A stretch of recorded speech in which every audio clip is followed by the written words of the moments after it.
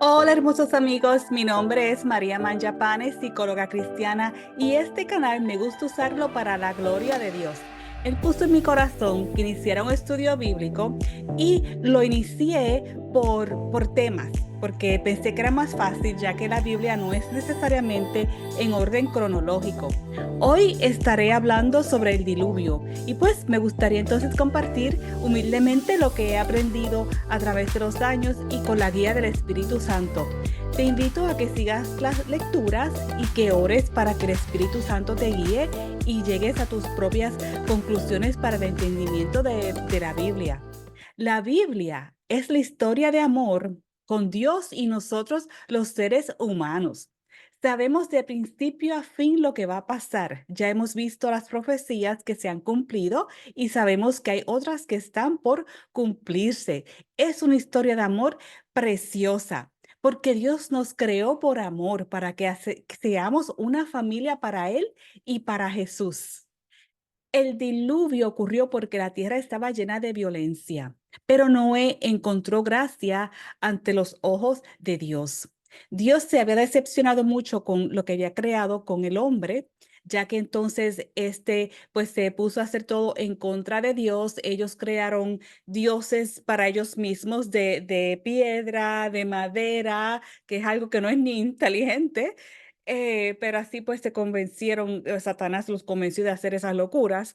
Entonces, también empezaron a hacer experimentos y hacer cosas genéticas, cruces con animales, y esto pues lo aprendieron aparentemente de los ángeles caídos, que se supone que le enseñaran cosas buenas, pero esos ángeles pues entonces le enseñaron cosas malas y también se casaron con mujeres y todo eso.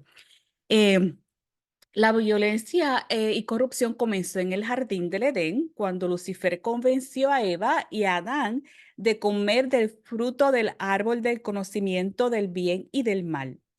Lucifer estaba celoso del hombre, porque él también quería ser a la imagen de Dios. Y se puso furioso cuando descubrió que Dios iba a crear al hombre. Entonces él convenció a la serpiente de convencer a Eva y luego a Adán de comer de este árbol del conocimiento del bien y del mal, así desobedeciendo a Dios, porque Satanás quería que ambos murieran inmediatamente. Él pensó, como Dios dijo que si comían del árbol morirían, pues yo los voy a convencer para que coman, para que se mueran, para eliminarlos, porque era la intención de Satanás y sigue siendo hoy día la intención de Satanás, eliminar al hombre para así entonces hacer sufrir a Dios. Y como sigue con sus celos, a causa de ese pecado y desobediencia, Adán y Eva fueron expulsados. No murieron al instante porque Dios ya tenía un plan, ya sabía que que Satanás rondaba la tierra, así que él creó un plan de redención, una estrategia estupenda. Y Satanás creyó que los iba a matar al momento, pero no fue así. Dios entonces sacrificó un animal, que fue con lo que usó para ponerle la piel a la ropa a Adán y Eva. Y este fue el primer sacrificio, y de ahí pues se siguieron los sacrificios animales hasta que llegó Jesús y abolió eso de sacrificios animales, porque eres el último sacrificio perfecto para la remisión de los pecados. Pues a todo esto no murieron Adán y Eva inmediatamente, murieron luego que tuvieron hijos, cuando estuvieron viejos. Ellos tuvieron a su primer hijo Caín y luego a Abel. Caín y Abel le hacían ofrendas a Dios, y Caín le traía de lo que él cultivaba y Abel le traía de sus animales. Había una diferencia, y es que Abel se la traía gozosamente su mejor animal a Dios, pero Caín le traía de lo malo, de lo que tal vez no estaba en buena condición, no le traía su mejor fruto. ¿Y qué pasó? Que entonces a Dios le agradaba la ofrenda genuina de Abel, porque él le ofrecía lo mejor de sus animales. La violencia sigue porque Caín se puso celoso de Abel, tal como Lucifer se puso celoso del hombre. Caín asesinó a Abel por celos. Vimos que los celos llegaron por Satanás y siguen los celos después que son expulsados Adán y Eva del Edén. Siguen con su hijo Caín, su primer hijo, que también se llama el hijo del maligno. Por eso que sabemos que entonces todas estas cosas, descendencia mala que vino de Caín también. En Primera de Juan 3 11 al 12 aquí nos habla de Caín, que era del maligno, o sea que él era de Satanás porque se dejó influenciar también por los mismos celos. Dice, porque este es el mensaje que habéis oído desde el principio, que nos amemos unos a otros, no como Caín, que era del maligno y mató a su hermano. ¿Y por qué causa le mató? Porque sus obras eran malas y las de su hermano justas. Caín recibió una maldición a raíz de este pecado, en que entonces la tierra ya no le daría las mismas cosechas que antes. La tierra no le devolvería la misma fuerza y que sería errante y extranjero. Luego de esto, él se fue más allá del Edén, perdón, más allá de donde sus padres se habían mudado luego que se fueron del Edén, tuvo hijos y construyó una ciudad corrupta. En Génesis 4 9 al 18 dice, y Jehová dijo a Caín, ¿dónde está Abel tu hermano? Y él respondió, no sé, ¿soy yo acaso guarda de mi hermano? Y él le dijo, ¿qué has hecho? La voz de la sangre de tu hermano clama a mí desde la tierra. Ahora, pues, maldito seas tú de la tierra, que abrió su boca para recibir de tu mano la sangre de tu hermano. Cuando labres la tierra, no te volverá a dar su fuerza. Errante y extranjero serás en la tierra. Y dijo Caín a Jehová, grande es mi castigo para ser soportado. He aquí me echas hoy de la tierra, y de tu presencia me esconderé, y seré extranjero en la tierra y sucederá que cualquiera que me hallare me matará. Y respondió Jehová, ciertamente cualquiera que matare a Caín 7 veces será castigado. Entonces Jehová puso señal en Caín para que no lo matase cualquiera que le hallara. Salió pues Caín de delante de Jehová y habitó en tierra de Nod, al oriente de Edén. Y conoció Caín a su mujer, la cual concibió y dio a luz a Enoc y edificó una ciudad y llamó el nombre de la ciudad del nombre de su hijo Enoc. Este es el primer Enoc que nace. Y el otro Enoc es el Enoc que ama a Dios, que luego se va con Dios. O sea que hay dos Enoc, el Enoc de Caín y el Enoc de Set. La línea de Set también se corrompió. Cuando hubo el diluvio, la línea de Caín desapareció totalmente y la gran mayoría de la línea de Set. Solamente Noé y su familia de la descendencia de Set se salvaron. En los días de Noé, la corrupción era tal que ya Dios no aguantó más y decidió eliminarlo todo. eh, Él dijo que preservó a Noé porque pues él halló gracia ante los ojos de Dios y de la línea o genealogía de Set y de Noé, entonces saldría la redención del hombre a sus venir de ese linaje. Ya Dios sabía que el hombre seguiría corrompiéndose. Por eso Jesús mismo dijo que una de las señales que tendríamos de su segunda venida era que sería como en los días de Noé. Y hemos llegado a ese tiempo, muy tristemente, así que sabemos que su venida está cerca, que esa es la parte gozosa. El plan de Dios era proteger la línea genealógica de Jesús para que Satanás no supiera de dónde él iba a venir, de dónde vendría, de qué familia, de qué mujer. Así que tampoco sabía cómo se vería físicamente. Satanás supo quién era Jesús cuando Jesús comenzó su ministerio público.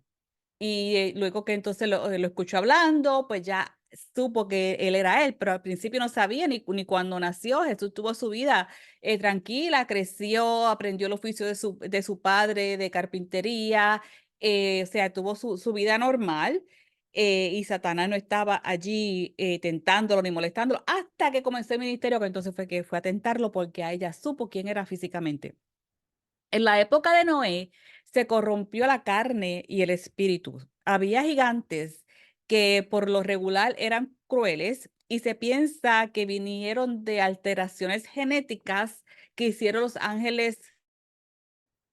La Biblia nos dice que los hijos de Dios se casaron con los hijos de los hombres y ocurrió mucha corrupción. También dice que en ese tiempo había gigantes. Antes de que se casara los hijos de Dios con las hijas de los hombres, había gigantes. Y después que se casaron, también había gigantes. Y en algunos textos se encuentra que dice que nacieron gigantes de esas uniones también. Así que hubo gigantes antes, durante y después. Los hijos que tuvieron fueron varones de renombre y valiente. Eso pues sí nos dice la Biblia en respecto a esta casamiento de los hijos de Dios con las hijas de los hombres. Eh, el libro histórico de Enoch dice que hubo gigantes que vinieron de ese casamiento, tal vez usaron la misma manipulación genética que los ángeles usaron antes de esos casamientos, ¿verdad? No dice exactamente el detalle, pero si vamos a Génesis 6, aquí entonces nos habla de esto que ocurrió de los hijos de Dios.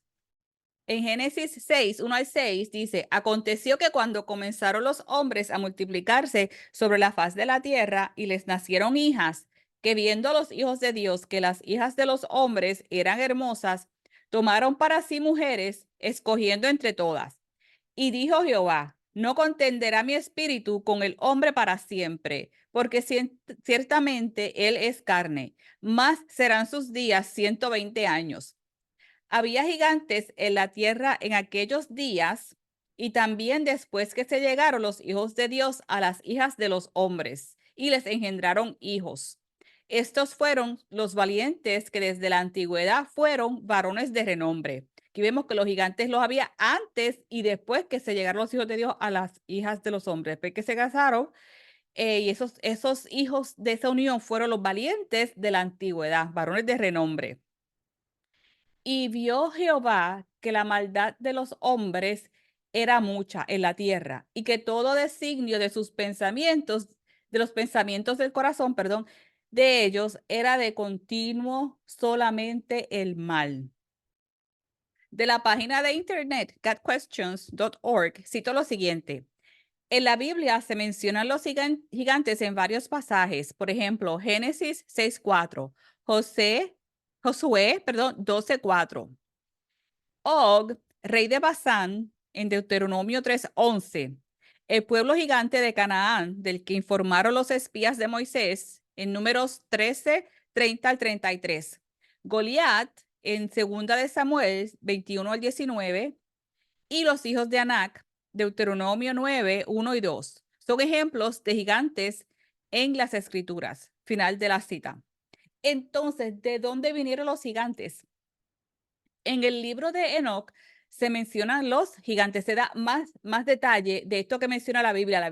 La Biblia solamente nos dice que hubo gigantes. Entonces el libro de Enoch nos da un poco más de detalle. El libro de Enoch se usaba en el tiempo antes de Jesús, porque se escribió como 300 años antes de Cristo o algo así, y los esenios que vivían en Israel lo usaban. Y de hecho se encontraron fragmentos del libro de Enoch y otros libros como el de Hazer en las cuevas cerca del Mar Muerto en Qumran. Se encontraron fragmentos de este libro. Ellos lo usaban y se cita el libro de Enoch y de Hazer en la Biblia.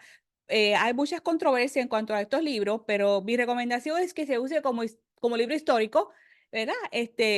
Ya Dios nos dejará saber, cuando lleguemos al cielo tendremos más detalles de toda esta historia. Mientras tanto, pues hay que ser cuidadoso eh, de los libros que usamos. Y si en la Biblia se menciona el libro de Enoch, yo no veo ningún problema en que se use como referencia histórica. No pertenece al canon en estos días, pero antes de Cristo sí pertenecía.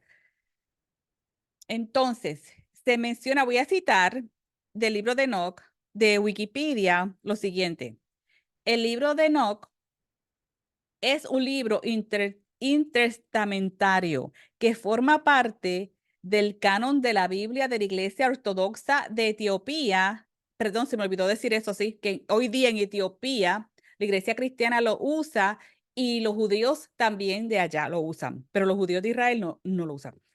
Y la Iglesia Ortodoxa de Eritrea, pero no es reconocido como canónico por las demás iglesias cristianas. a pesar de haber sido encontrado en algunos de los códices de la Septuaginta. Esta fue la traducción que se hizo del hebreo al griego. Los Bet Israel, judíos etíopes, lo incluyen en el Tanaj, a diferencia de los demás judíos actuales que lo excluyen. La primera parte del libro de Enoc describe la caída de los vigilantes, los ángeles que engendraron a los Nefilim. El resto del libro describe las visitas de Enoc al cielo en forma de viajes, visiones y sueños y sus revelaciones.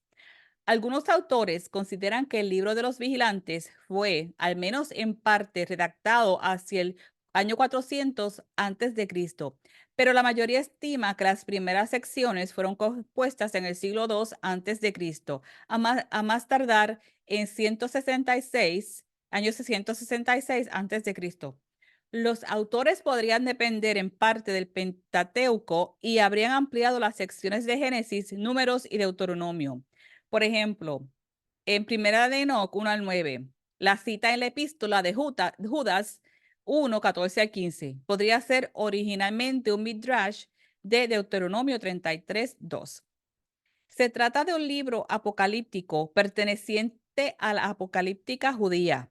En el capítulo 7 narra la caída de los vigilantes, que engendraron con mujeres a los nefilim o gigantes.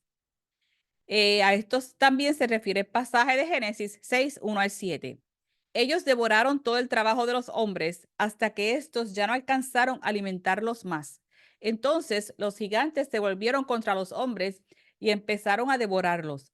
Y empezaron a pecar contra los pájaros y contra las bestias y los peces y a devorar unos la carne de los otros. Y se bebieron la sangre. Entonces la tierra acusó a los violentos por todo lo que se había hecho en ella. Se acusa a los ángeles guardianes por haber desviado su misión y encarnado la explotación, la opresión, la destrucción de los ecosistemas, la guerra, el oro, la vanidad, la brujería, la fornicación y el engaño. Y como parte de la humanidad era aniquilada, su clamor subió al cielo. Cuando dice que se desviaron de su misión, entiendo, leí que la misión original era que estos ángeles vinieron a enseñar al hombre cosas buenas, ¿verdad? Porque de cielo son que vienen todas las cosas buenas, a construir edificios, ciudades, ciertas tecnologías. Eso viene porque a Dios le place, ¿verdad? Que lo usemos para el bien, pero aquí pues hubo entonces una desviación. Este libro se cree que fue muy apreciado por parte de los primeros cristianos, que esto sería entonces de los esenios, de la gran parte de los esenios, es que salen los primeros cristianos, que de hecho, cuando Juan el Bautista ¿verdad? Dice la Biblia que él predicaba y que vivía en el desierto, en las cuevas, se alimentaba de miel y de saltamontes. eh, Se cree que puede ser que entonces Juan el Bautista, a pesar de haber sido hijo de Zacarías, que era un sumo sacerdote en Jerusalén, se cree que él estudió con los esenios, que es cerca del Mar Muerto, y se alejó de Jerusalén. Una hipótesis es que a lo mejor su padre Zacarías, viendo toda la corrupción que había allá en Jerusalén y en el templo, porque allá pues estaban los saduceos que no creían en la resurrección, estaban los fariseos, habían diferentes vertientes que se desviaron totalmente de Dios, que de hecho, y la mayoría no aceptó a Jesús cuando vino, pues Zacarías en su sabiduría se cree que entonces mandó al niño con los esenios para que aprendiera y se educara allá. En los esenios es un grupo que se separó de estos fariseos y saduceos porque ya sabían que se estaban ellos desviando de lo que Dios quería originalmente y ellos vivían en una comunidad en, en Israel, cerca del Mar Muerto. Entonces, como estaba diciendo, este libro se cree que fue muy apreciado por parte de los primeros cristianos a partir de la referencia de la epístola de Judas 1, 14 al 16, que cita un pasaje del libro de Enoch. Sin embargo, Primera de Enoch fue definitivamente apartado del canon tras el concilio de la Odisea en el año 364. Esto es un concilio católico, no es un concilio de todos los grupos cristianos. A pesar de contar con una relevante antigüedad, incluso mayor a la de los 4 evangelios canónicos del Nuevo Testamento. La mayoría de los cánones cristianos no incluyen el libro de Enoch y este es considerado un libro apócrifo, quiere decir que no forma parte del canon de la Biblia hoy día. Sin embargo, no pierde validez histórica o de referencia. Probablemente su autoría provenga de los siglos 2 y 1 antes de Cristo. El libro de Génesis sobre Enoc relata lo siguiente: hijo de Jared. Nació cuando su padre tenía 62 años y fue el séptimo hombre en la línea genealógica desde Adán. A los 165 años llegó a ser padre de Matusalén y después tuvo otros hijos. Fin de la cita. De hecho, el libro de Enoch se llama Enoch, pero no se sabe si obviamente él no lo escribió porque sí se escribió en los años 300 de Cristo, pero no se sabe si es que era una tradición oral de algo que le enseñó y se siguió pasando de generación en generación, o si fue que los autores que lo escribieron o el autor, pues entonces le puso este libro porque habían estado escuchando estas tradiciones orales y alguien decidió compilarlo en un documento. También dentro de los hallazgos en Qumran, cerca del Mar Muerto, donde vivían los esenios, también se encontró un libro de gigantes que se cree que pertenecía al libro de Enoc. Los esenios lo que hacían allí, ¿verdad? Aparte de que estaban allí adorando a Dios y apartándose de la corrupción de Jerusalén, ellos también eran escribas y allí se hacían copias de los manuscritos, de los rollos del Génesis, habían varias copias y de los otros libros, del libro de Enoch porque como no habían imprenta, pues era a mano que se hacían las copias y ahí fue que se encontraron entonces los rollos, estos rollos originales cerca del Mar Muerto. Ellos lo ponían en unas vasijas de barro y luego lo ponían en las cuevas. Ahí pues también lo preservaban. Nosotros fuimos a un viaje a Israel y vimos dónde fue la primera cueva y las demás cuevas, porque hay muchísimas en donde encontraron más fragmentos. Pues este libro de los gigantes que se usa como referencia histórica. Eh, Escuché de un teólogo de Estados Unidos que se llama el doctor Ken Johnson, que en el libro de los gigantes se describe a nivel genético cómo creaban esas mutaciones genéticas de gigantes y hubo deformaciones, porque aparentemente los ángeles caídos crearon estos gigantes, pero también el hombre trató de hacer lo mismo y creó deformaciones genéticas. Eh, y pues, lamentablemente, lo que hicieron, pues, fue muy mal, porque esta deformación, pues, se ha encontrado, bueno, ellos lo saben en ese tiempo, pero entonces nosotros hoy día, la ciencia, médica ha encontrado que el gigantismo viene porque se produce a través de un tumor que se genera en la pituitaria, y ese tumor genera esta hormona en exceso del crecimiento, y, pues, esa es la raíz. ¿Por qué llegó ese tumor ahí? Muy posible que por estas hechicerías y estos experimentos, estas mutaciones genéticas que estos ángeles caídos y que estos hombres pues quisieron hacer al comienzo de los tiempos. Y no es algo hereditario como tal, no es al 100% ni siquiera al 90%. Hay un chance de 50-50 de que pues una persona puede tener este gen de desarrollar el tumor que genere mucha hormona de crecimiento y tenga gigantismo. Aparenta ser que ellos, estas cosas que ellos descubrían, o estos, atrocidades genéticas que hacían, lo escribían en pilares, tal vez en piedra, y se piensa que tal vez Cam, el hijo corrupto de Noé, descubrió estos pilares y comenzó otra vez entonces estos experimentos genéticos, causó esta mutación de este tumor, y por eso es que hay gigantes que se encuentran en Canaán cuando entonces las 12 tribus, cuando Dios les dice vayan a Canaán y los espías van, los 12 espías y ven gigantes en esa área. Y de hecho estaba el rey de Og, que era un gigante, que su cama era de 14 pies de largo por 6 de ancho. Pues también hubo gigantes luego del diluvio. No es claro por qué estos ángeles estaban en la tierra. En el libro de Enoch dice que ellos vinieron a una misión, pero se corrompieron. Eh, en los fragmentos del Mar Muerto se encontró que, ¿verdad? El libro de Enoch, y que los esenios atesoraban ese libro como canónico. Los esenios tenían copias de los rollos bíblicos guardados en vasijas que almacenaban en cuevas.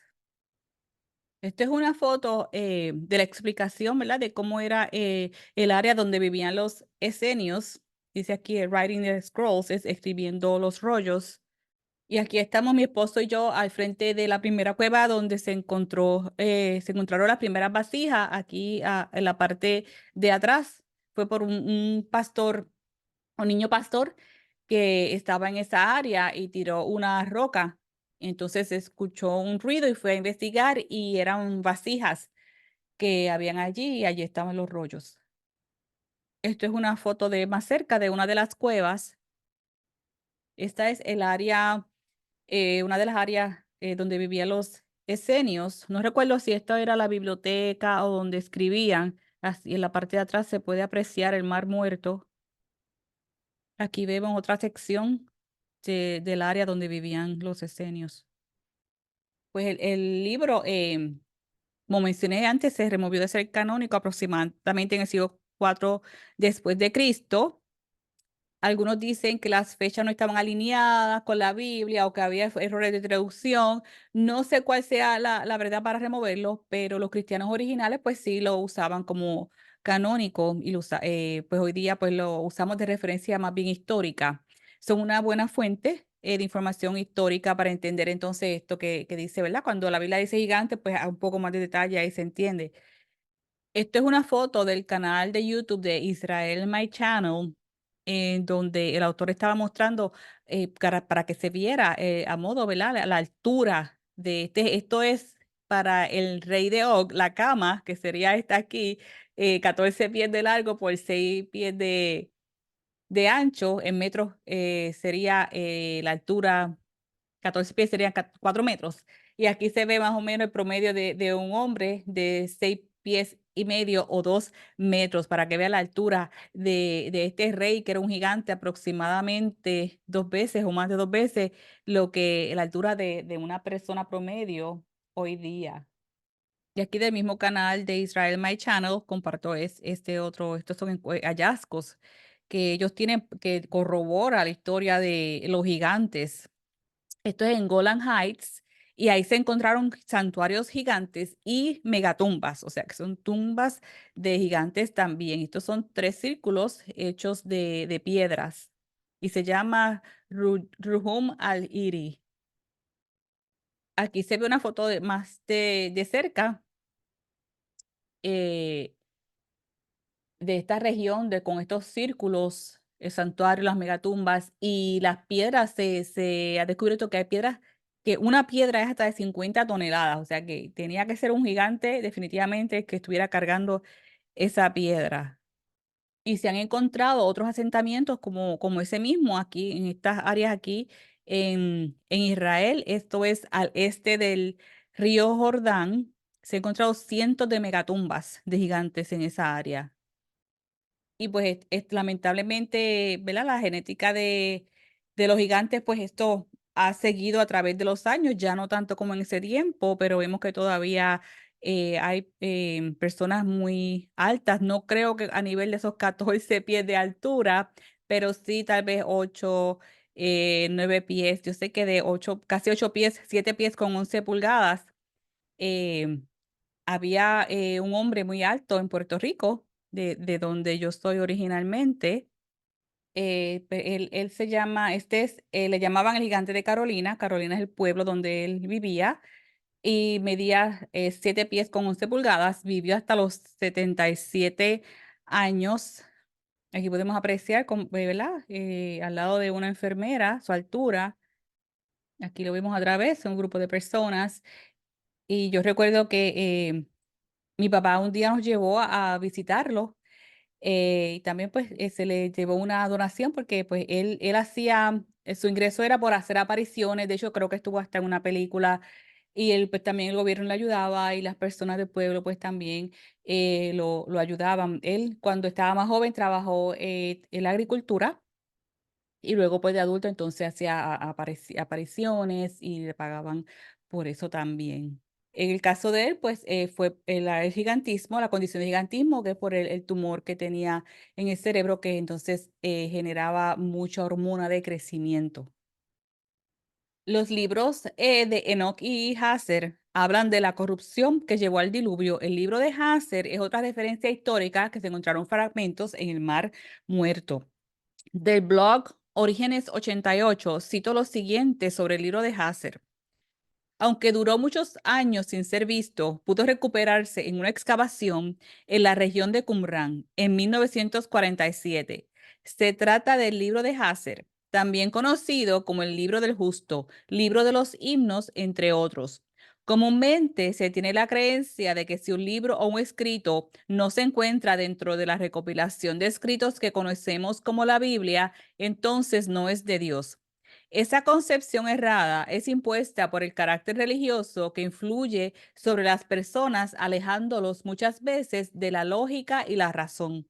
Existen registros históricos, documentos y libros que fichan y datan acontecimientos que han ocurrido y que, aunque no están en la Biblia, no significa que sean falsos.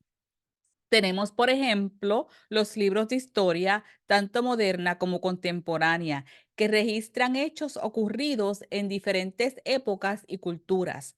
No es diferente el caso del libro de Hasser, que además de ser histórico, explica gran cantidad de sucesos espirituales desde la creación del hombre. El libro de Hasser está estructurado en 6 fragmentos, que a su vez se dividen en capítulos.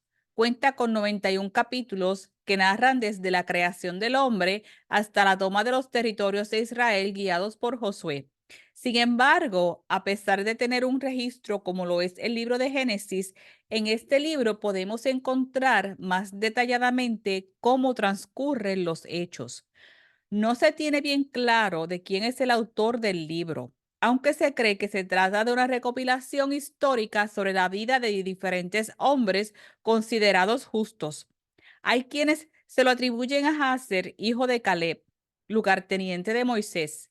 Al no poder comprobar su autoría, ha sido objeto de señalamientos de ser falso. Sin embargo, a pesar de las acusaciones, tampoco se ha podido demostrar de manera firme e irrefutable que se trate de una falsificación o que aporte información falsa. Los argumentos se tratan de basar en simple especulación y meras opiniones. En esto ha ocurrido tal y como con cada libro de la Biblia. Pero al tratarse de la verdad detallada del origen de muchas cosas, elimina vacíos en el entendimiento de la realidad. El citado libro se puede encontrar en diferentes pasajes de la Biblia. Por ejemplo, tenemos el momento en el que es citado por Josué, cuando escribe sobre la batalla contra los reyes amorreos y que el sol se detuvo por un prolongado lapso de tiempo. Entonces Josué habló a Jehová el día en que Jehová entregó al amorreo delante de los hijos de Israel y dijo en presencia de los israelitas: Sol, detente en Gabaón, y tú, luna, en el valle de Ajalón. Y el sol se detuvo y la luna se paró, hasta que la gente se hubo vengado de sus enemigos. ¿No está escrito esto en el libro de Jaser? Y el sol se paró en medio del cielo y no se apresuró a ponerse casi un día entero. Josué capítulo 10 versículos 12 al 13 de la Biblia Reina Valera 1960. Podemos encontrar que no solamente es citado el libro por hombres como Samuel y José, sino que también era estudiado en tiempo de los apóstoles.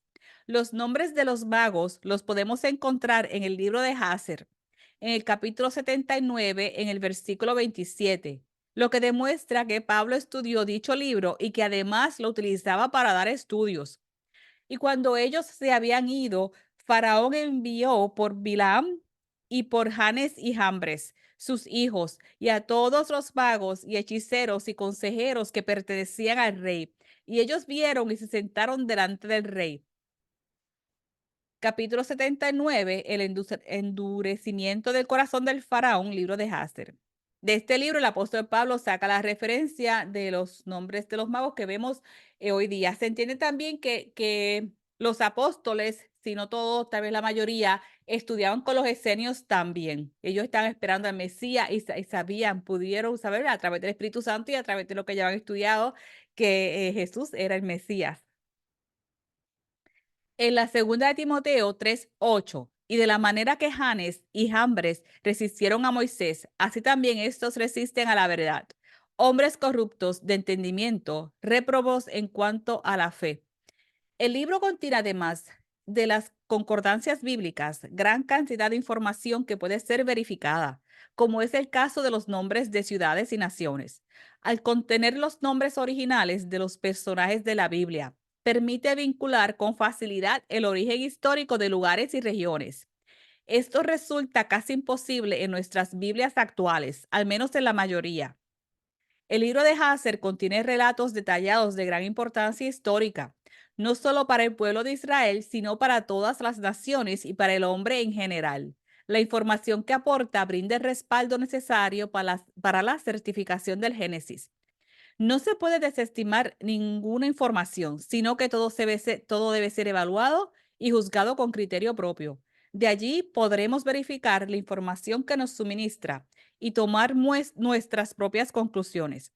Tengamos en cuenta los personajes bíblicos que hicieron uso del libro o que lo citan en nuestras Biblias.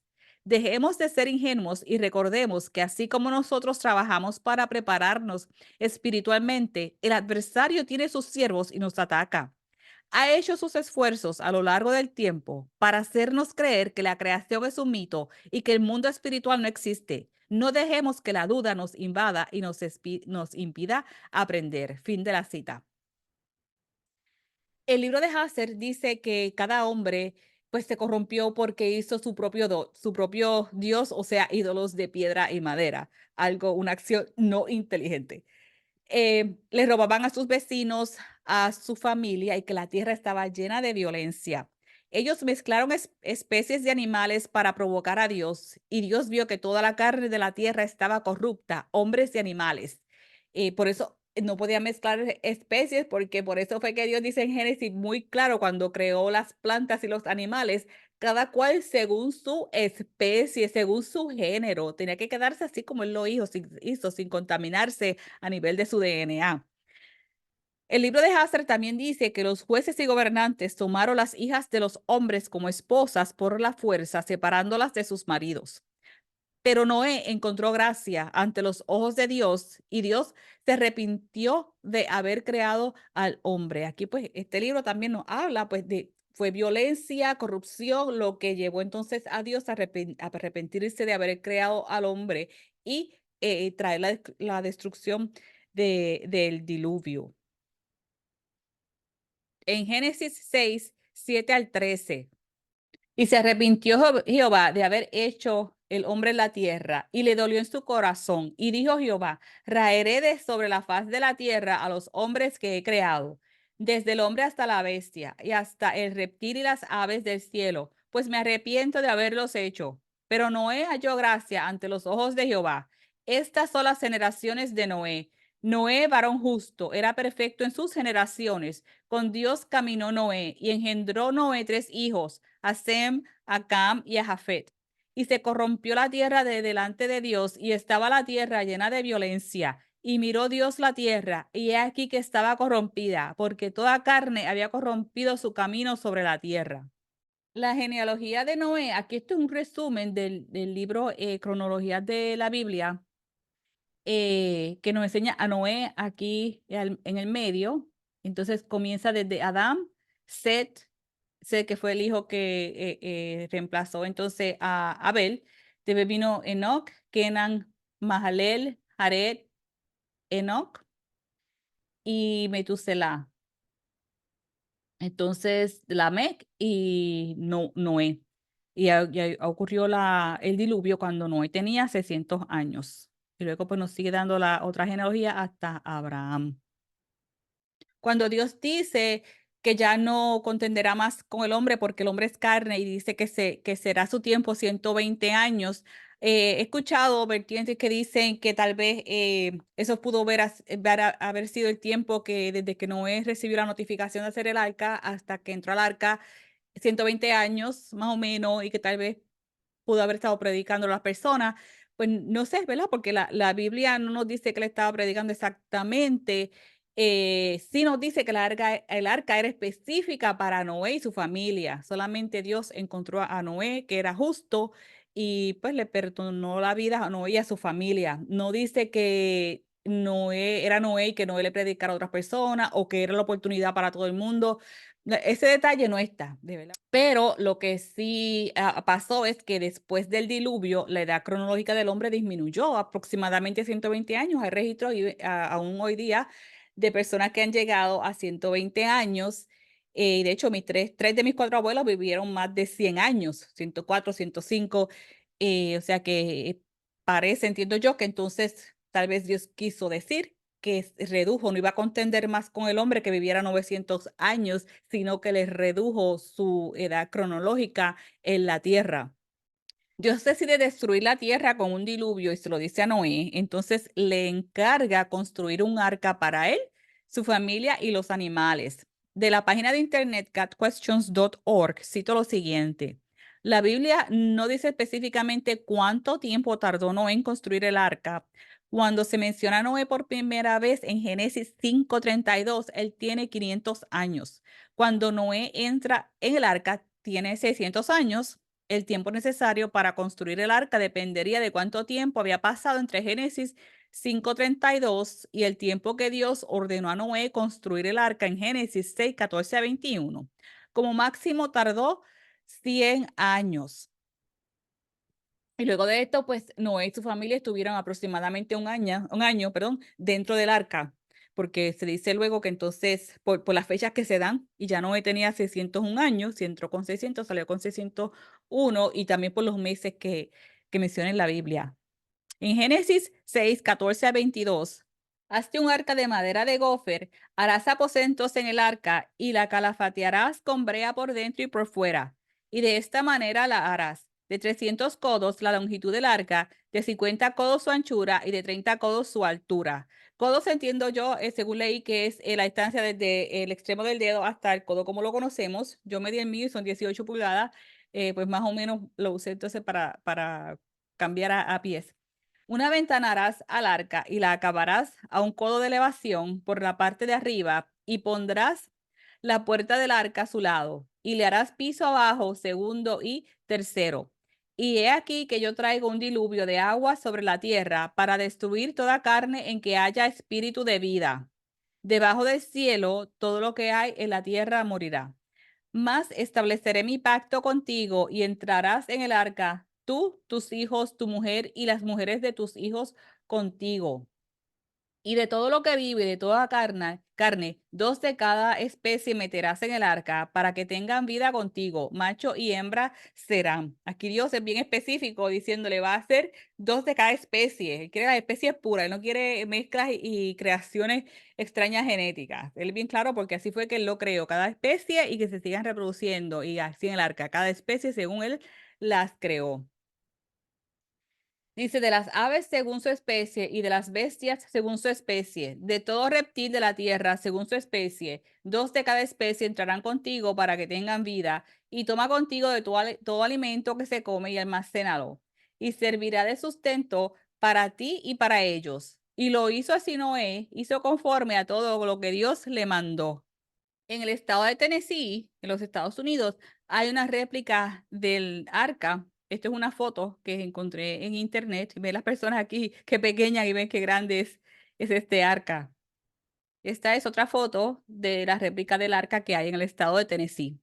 Y hay también un señor americano que él era, según entiendo, era anestesiólogo de profesión, se retiró, entonces se dedicó a la arqueología y él descubrió, entre otras cosas, dónde es que está el arca, en el área de Turquía, y allá había habido otros investigadores, y él basándose en esas investigaciones anteriores, que luego pues no se siguieron, no se sabía exactamente dónde se habían encontrado el arca, pues él comenzó de ahí y siguió hasta que la encontró en Turquía y la área, pues, está cercada, se puede visitar hoy día y se ve entonces desde unas fotos aéreas, se ve el a relieve, la forma, y él encontró, pues, con estas, como que usan unas máquinas para detectar la estructura y fueron detectando, sí, cómo estaba construida según lo que explica la Biblia.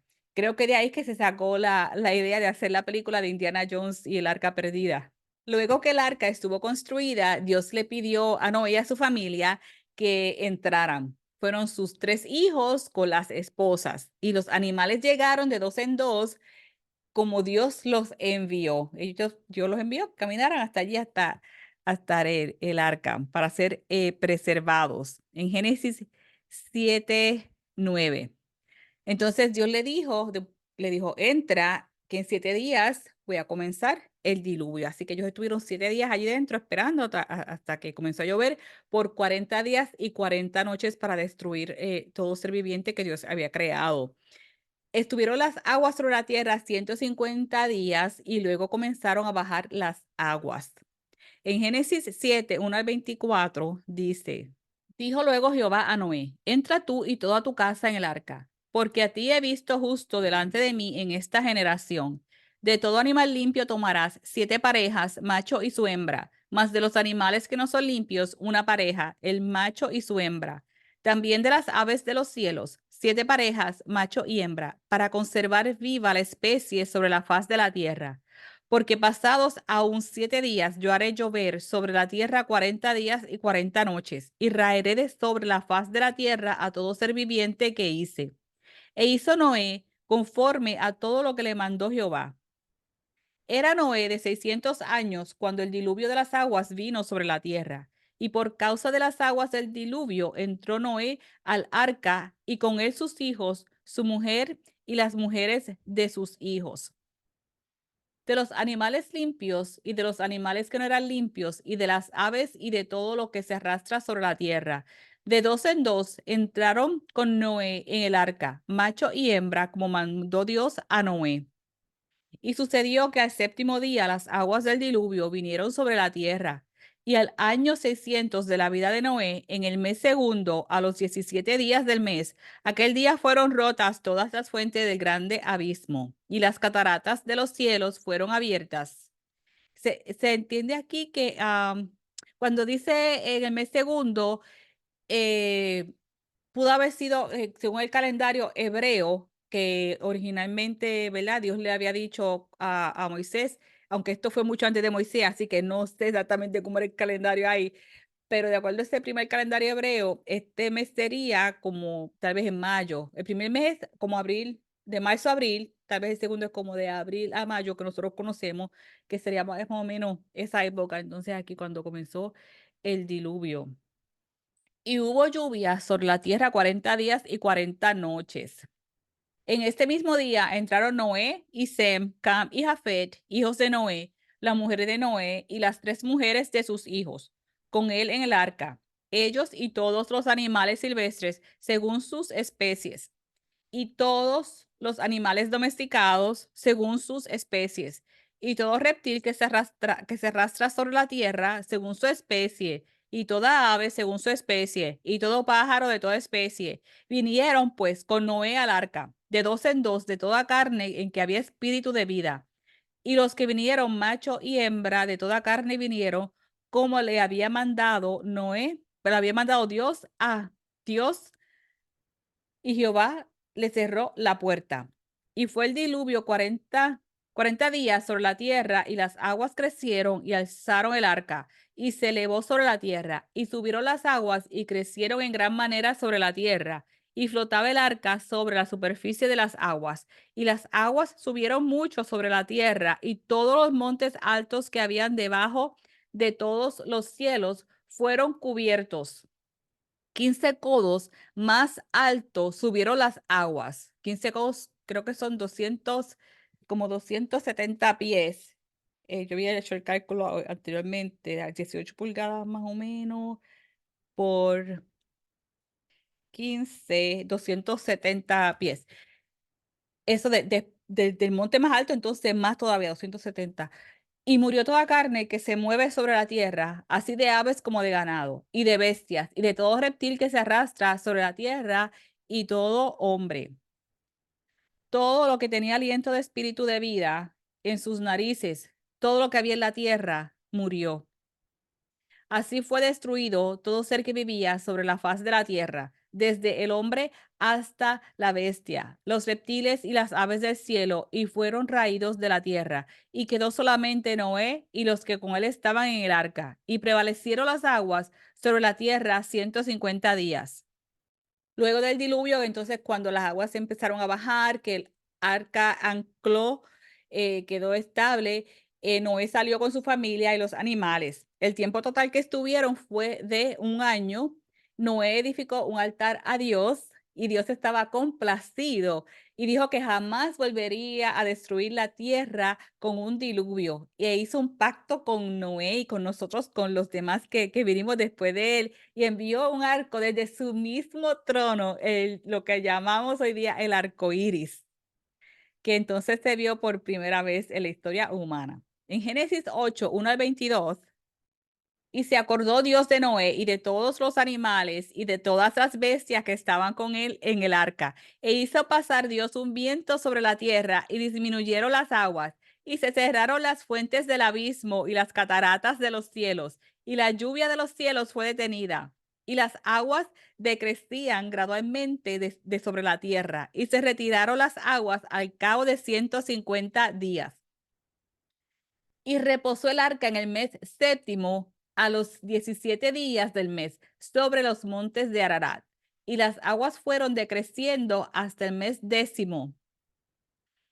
En el décimo al primero del mes se descubrieron las cimas de los montes. Sucedió que al cabo de 40 días abrió Noé la ventana del arca que había hecho y envió un cuervo, el cual salió y estuvo yendo y volviendo hasta que las aguas se secaron sobre la tierra. Envió también de sí una paloma para ver si las aguas se habían retirado de sobre la faz de la tierra. Y no halló la paloma donde sentar la planta de su pie y volvió en el arca, porque las aguas estaban aún sobre la faz de toda la tierra. Entonces él extendió su mano y tomándola, la hizo entrar consigo en el arca. Esperó aún otros 7 días y volvió a enviar la paloma fuera del arca. Y la paloma volvió a él a la hora de la tarde. Y he aquí que traía una hoja de olivo en el pico, y entendió Noé que las aguas se habían retirado de sobre la tierra. Y esperó aún otros 7 días y envió la paloma, la cual no volvió ya más a él. Y sucedió que en el año 601 de Noé, en el mes primero, el día primero del mes, las aguas se secaron sobre la tierra y quitó Noé la cubierta del agua y miró, y he aquí que la faz de la tierra estaba seca. Aquí, bueno, nos dice ya, él empezó con 600 años, ya era Noé de 601 en el mes primero, el día primero del mes. Él salió en el mes segundo y salió del arca en el mes primero, o sea que es un año completo.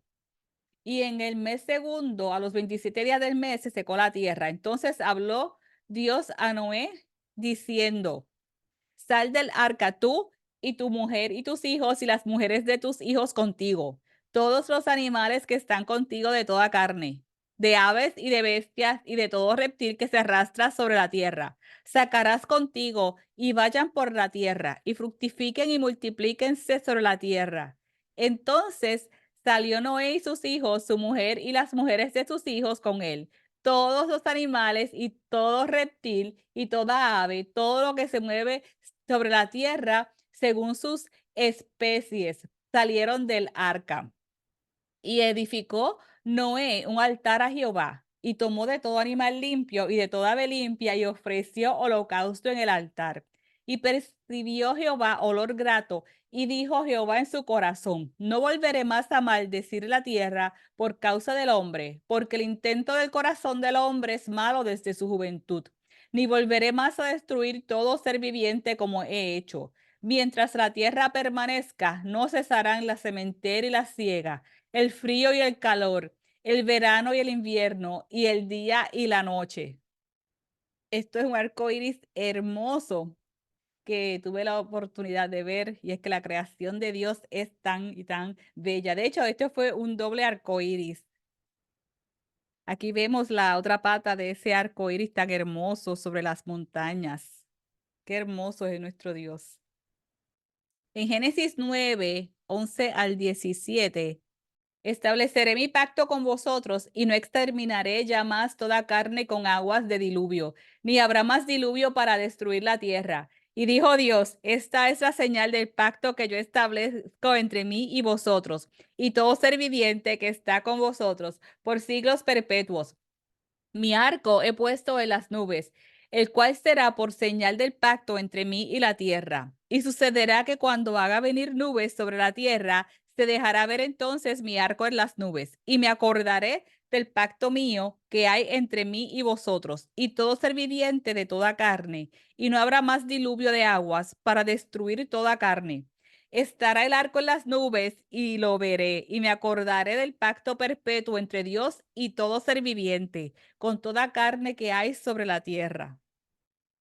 Y Dios bendijo a Noé y le dijo que se fructificaran y crecieran, que se multiplicaran y que tenían a disposición las plantas para comer, los animales, todo pues comenzando nuevamente, que Dios es tan bueno y tan generoso y le dio a la humanidad esa otra oportunidad.